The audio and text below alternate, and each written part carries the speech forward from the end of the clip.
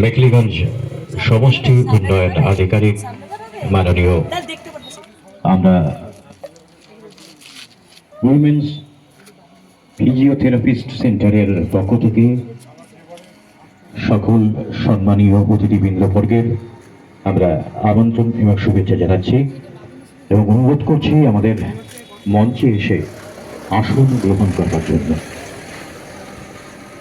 আজকের women's physiotherapy সেন্টারের